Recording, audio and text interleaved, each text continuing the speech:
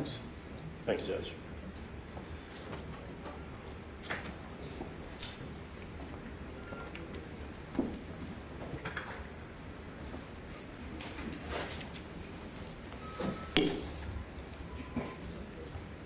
Thank you, Your Honor. There's a lot that I want to say to the court. I'm going to finish my argument by referring to exactly what we're supposed to be doing here, which is talking about the law briefly. And I won't take too long because I know Mr. Steele has done an excellent job thus far of presenting what the court needs to have in front of it in terms of considering suitability of bond. But I want to start where the prosecution left off and talk to the court briefly about why it's so dangerous to have the state make a presentation in a manner that it did. You know, this statement, and this is kind of emblematic of the entirety of the state's argument. If you give Mr. Williams a bond, that I'm afraid there are going to be more witnesses who are in danger, or more witnesses who are threatened, or something to that nature, right? And the thing that's so disingenuous about that statement is that just about 10 minutes or 15 minutes into in a prior argument, Mr. Gary conceded that there is no evidence, there is zero evidence that there are any threats being made that can be tied in any form or fashion to Mr. Williams. Well, I think that's not the statement.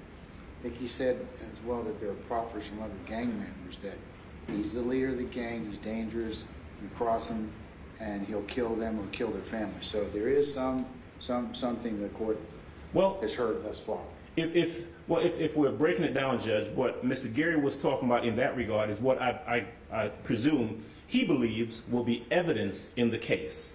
Now, in talking about the bond, in talking about whether or not there is any evidence before the court, right? And there was this discussion earlier. Well, that's a problem. I mean, I take you all in your word for it, Mr.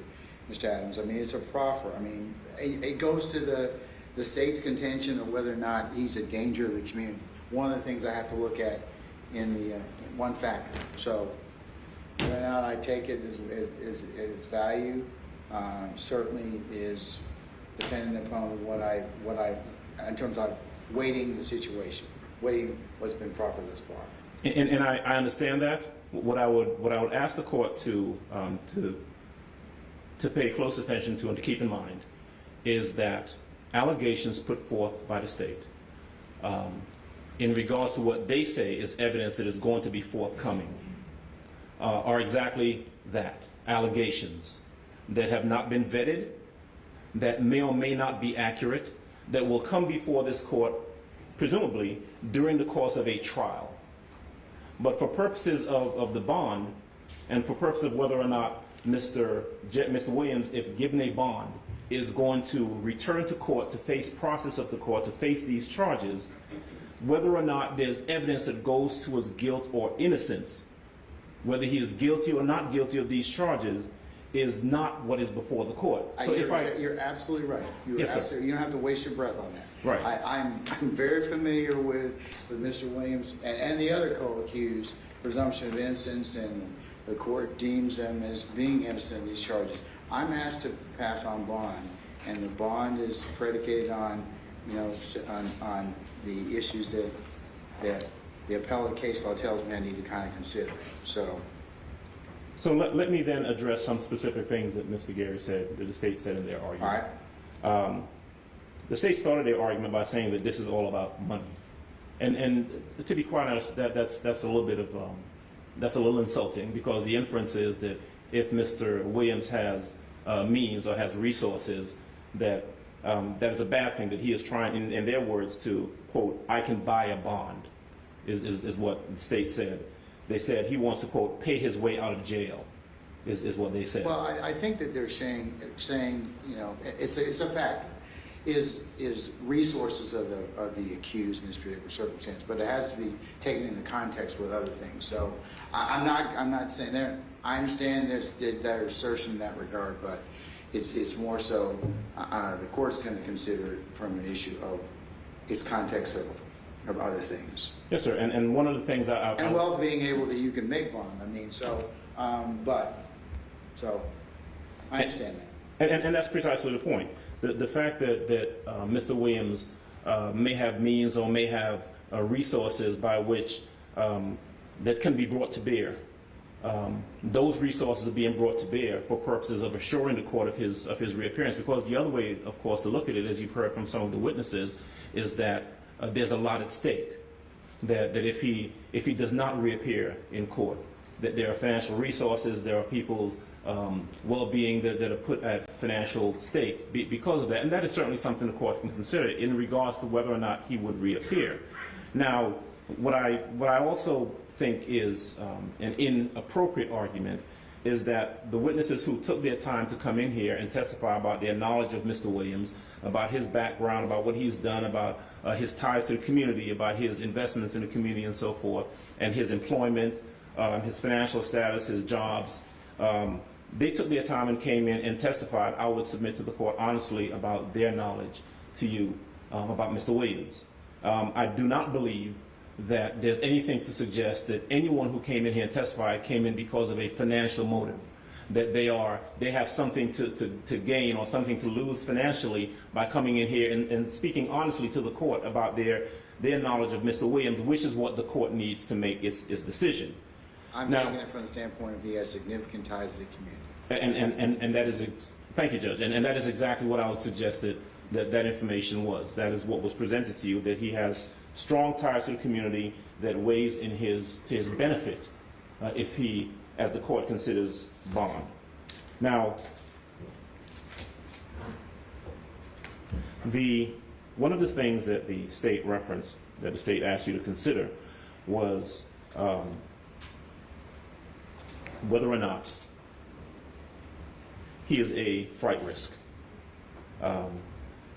And I want to roll this into a discussion of the bond hearing that was held before Magistrate Judge Wolf some weeks ago. Yeah, I'm going to mark that as Court 2 for purpose of the motion. That was done on the 11th of May and filed into our e-file system, or Odyssey, I should say. So I'll make that part of the record. Yes, sir. That was on a Wednesday. I was present for that bond hearing. I was there, and I can tell the court that that would have been 2 days after Mr. Williams was originally arrested. He came for a first appearance. I'll tell you that the court, Magistrate Judge Wolf, heard argument from both sides as to the suitability of bond. And I will tell you as an officer of the court that Magistrate Judge Wolf was concerned about the fact that the indicted case was already assigned to you, that there was someone that Mr. Williams was already assigned to on a separate case, a separate but related case. And there were discussions about whether or not, because he had resources, he was a flight risk. Because he had money, he had the ability and the wherewithal to leave. And Judge Wolf, I will tell you, in denying the bond, which he did, essentially indicated that he asked me very many questions about whether or not there was a bond hearing scheduled in front of Your Honor, and whether or not you'd be considering the issue of bond on the indicted case, and that he would defer, that he was going to deny bond at the time, but he was going to defer to Your Honor because the other case was in front of you and because that case was related. And so it is my impression from the hearing on that day and the denial of bond that the court anticipated that you would be making the larger decision as regards whether or not Mr. Williams receives bond on both matters or not. And of course, both matters are in front of you now. Now, there is, in regards to flight risk, whether or not he's a flight risk, and some of what the state has said, there is no indication that he's a flight risk.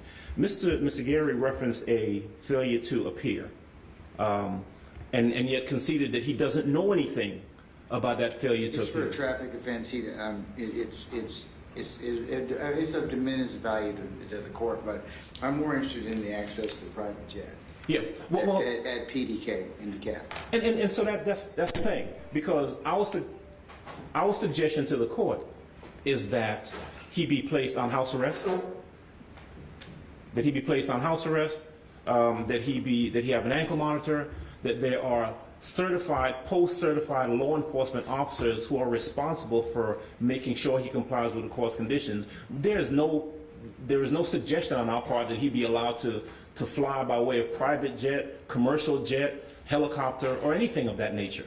And so the argument that because he has resources, he has in the past has had access to a private jet, that is something the court should be concerned of or concerned about, we would suggest to you that that is not something for you to consider, because we're not asking that he be allowed to have that access. You heard from Mr. Middlestat, who indicated that what would happen essentially is if the court were to graciously grant bond for Mr. Williams, he would be released from from where he is now. He will be transported by law enforcement officers to the location that the court has indicated, and he will stay there. And he will stay there.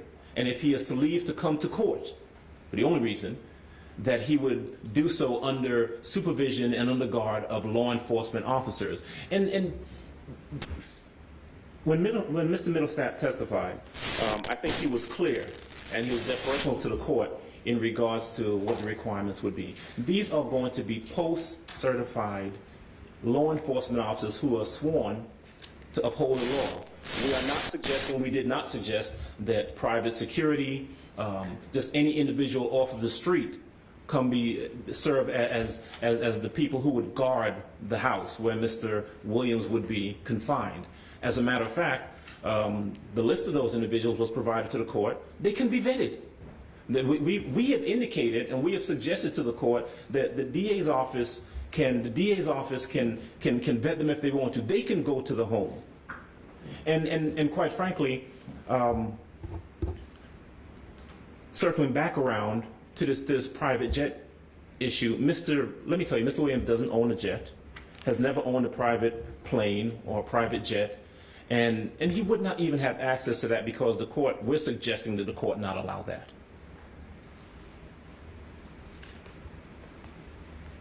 It is of some particular note that at the time that Mr. Williams was arrested, when the police came to the house, there were SWAT team officials and plainclothes officers who came to the house. We've seen the video.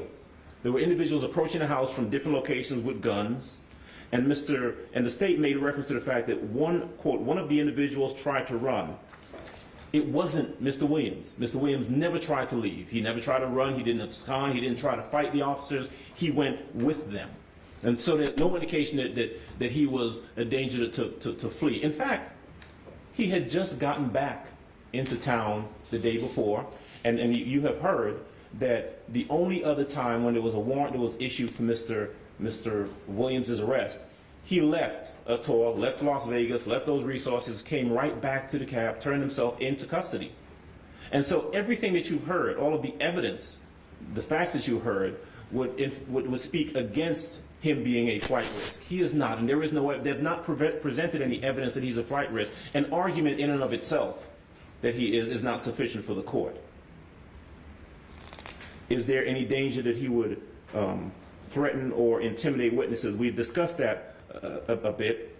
There was some discussion in another bond hearing previously, and I'm wary about trying to make comparisons or make reference to bond hearings regarding any other individuals, because Mr. Williams deserves to have his bond considered simply based upon the factors involving him, characteristics involving him, his suitability for bond, not anybody else. But this talk that we heard previously about people with phones in jails, or people making phone calls, or there are witnesses who are terrified right now, other than the state purporting to have other quote-unquote, what they say are gang members, or someone's mother who's saying that there are threats being made, that there has been no evidence other than that assertion, that allegation presented to the court. He has been locked up since the 9th. They have access to his phone calls. They're recorded. They have access to, I mean, he's locked up 22 hours out of the day, sometimes 23, but you've not heard any indication here that, well, he made a recorded phone call and there was something that he said in that phone call that we perceive as a threat, or he's contacted someone and he has asked them to do something that we believe is commensurate with intimidating a witness or trying to influence a witness. You've not heard any evidence of that. And so there's simply no evidence to substantiate their allegation that he would be a threat to intimidate witnesses. Now, moving specifically to the indictment. And I heard you say it before, and I accept when the court says, Mr. Adams, I know that guilt or innocence is not the province of a bond hearing, and thank you for that. But they spent a good bit of time going through the indictment, but what they actually did is they simply read their allegations. These are their allegations, right? These are what they say Mr. Williams did, or what they believe Mr. Williams offenses they believe he's committed. They have to prove that, and there is nothing to suggest that simply because they have sat down and drafted up an 88-page indictment that the allegations in this indictment are accurate or are true. I've been doing this for a long time, and there have been times, many times, when the allegations put forth by the state have simply not been borne out at trial. So the state can stand up here and sound as certain as they want to that, hey, we think the evidence is going to, or we know that the evidence is going to show X, Y, Z. And then when months later, after the court has considered that in regards to whether he gets a bond, when we're actually standing up in a courtroom, they don't prove it. Or it turns out not to be true. Or a witness that they say is going to say something, says something different. Or is impeached. Or someone is proven to not be telling the truth. And so to stand here and say, well, there's a song lyric that we believe is relevant in the case and they're talking about a particular incident is trying to convince the court that their allegations are true, trying to convince the court that their allegations are factual, and there's nothing to say that that is the case at this point. In Mr. Gary, the prosecutor, asked the court to look at several acts in the indictment. Started with Act 9. And the prosecutor, I noticed, read or paraphrased some words in Act 9. All I ever wanted was the money. And then moved on to put him in a wheelchair, taking it totally out of context. This is a song. And the dangerous thing about where we are with them believing that they can pick and choose song lyrics or portions of song lyrics is that they don't know what they're talking about, but they're putting it in here as though it's fact. They could not tell you, I guarantee, who wrote the song, who was actually singing a particular lyric in this song, or what the song is referencing. And that's what's dangerous. And I know at some point we're going to be arguing about whether these song lyrics go to anything specific in the indictment. But Judge, I would just ask you to take a look at what's been proffered, or what's been presented to you. Act 9. Read just like Elmo, but I never effing giggle. Well, what does that mean? And what does the next line mean?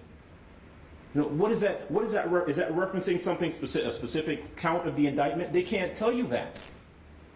And it's taken out of context. You know, last week when we had a bond hearing, Bob Rubin represented one of the other individuals, said something that I thought, as a 56-year-old person who grew up in Brooklyn with rap music and all of that, thought was particularly insightful. He said, Judge, you know, it seems kind of bizarre, you know, some 50-something-year-old white guy is trying to tell you what, you know, someone who's a rapper means in a particular song.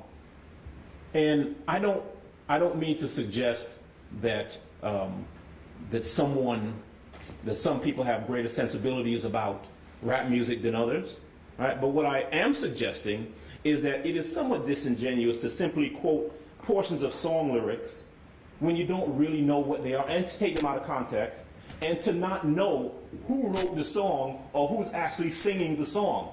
Because I can tell you, I've poured through this indictment, and I know for a fact that there are some of these lyrics that are quoted or attributed to Jeffery Williams that were not written by him, and that were not sung by him. But when do we find that out? In the middle of trial? After they've stood up here and try to convince you that you ought to use these lyrics as incendiary as they sound to deny him bond, and then 8, 9, 10 months later, oh, that wasn't Jeffery Williams. And that's why it's so dangerous to have the state. I'm not going to go through each and every one of them. I was going to. But I'm not going to, because I'm mindful of the time. But I think the court gets my point that that to quote song lyrics and Instagram posts or group chats or group texts that we, by the way, contest in several of them is not Jeffery Williams, and that he did not say that and did not say those things. And there's no greater force to them standing up here and saying that he said those things than us saying he didn't. It's on equal footing, and it shouldn't be considered because it's just something that has to be proven later on. In Act, I thought this was funny. Act 74, I think it is, that the state reference.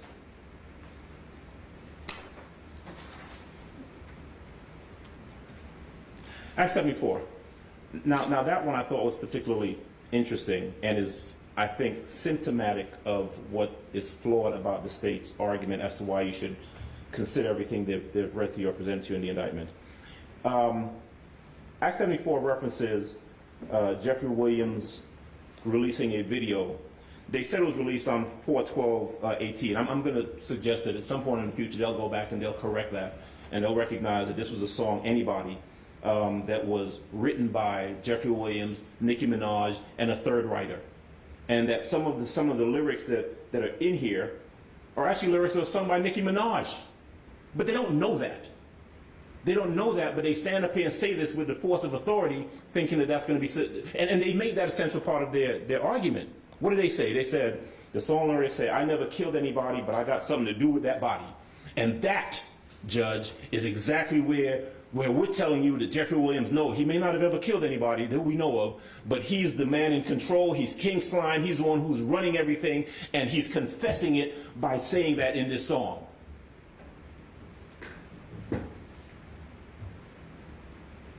I told him to shoot 100 rounds.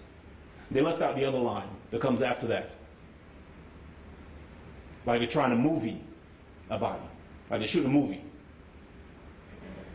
I mean, it's laughable, but it's an issue for later on down the road. Judge, in regards to the court's consideration, 4 things. Maybe 5. If you have everything in front of you, Judge, that the court needs to make a determination about whether Mr. Williams is suitable for bond. I would contend respectfully that he is. There are no greater set of assurances that any defendant can put in front of you that can give you some assurance that he will reappear for trial than we have done. We have given the court every possible option I would suggest to you, and we have offered up the ability to have the court have its say in everything in terms of which of his residences, what house he lives in. Right? The court and the DA can have access to video feed from the house, so they can see what's going on in the house while he's there. That these law enforcement officers who will be properly vetted, who have been properly vetted, who will be there and will be responsive not to Mr. Williams, not because it's being paid for by Mr. Williams, but because they're responsive to the court, and will have reports that are submitted to the court or to the DA's office. So we've put that in front of you, Judge. We're asking you to take that assurance and give it significant consideration. Not because he's able to pay for it, but because it's going to accomplish what you need for it to accomplish to assure you that he'll show back up. We have suggested and we have put before you the option of he needs to work, but having a studio built at his residence where and inspected by law enforcement to ensure that there's nothing untoward going on there, so he can do what he does. That's his job.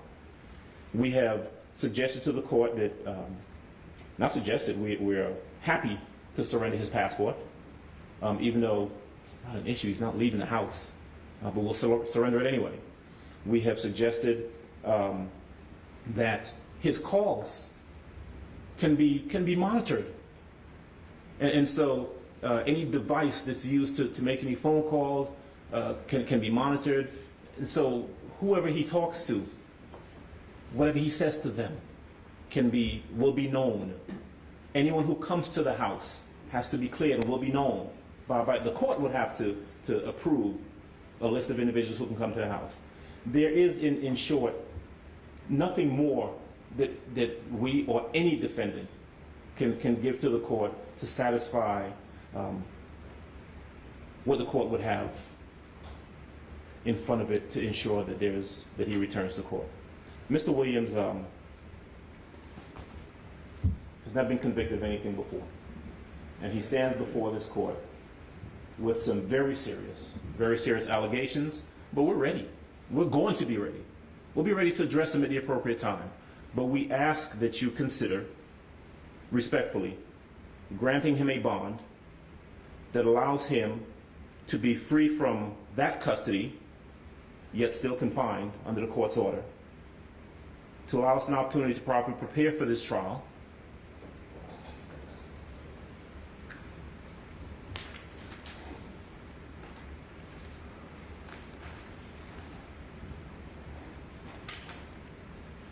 we think it's appropriate, Judge. A bond is appropriate. Whatever you believe is an appropriate amount of bond with all of the conditions that we've put in place, or we've suggested to the court, or whatever else the court wants to add. But we believe that we have done everything that any defendant could possibly do to show the court that bond is appropriate. Thank you. All right, Mr. Adams, thank you.